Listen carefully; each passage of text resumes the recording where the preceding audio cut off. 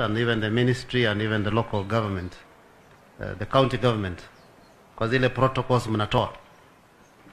Na tunapozingatia hii masharti, umesikia daktari amesema it might take 2 years. There is also another side of the COVID, which is now the social side, the social problem. I think it's also high time we start addressing the social problem, because our young men and women, our children are at home.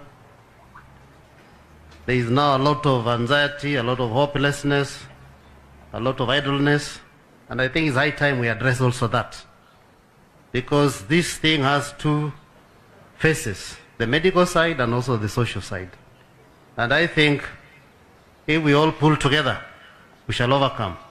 The church is taking the front line, and I think as Catholics, our structure of the small Christian communities is also very effective in assisting in solving the social challenges that we are facing.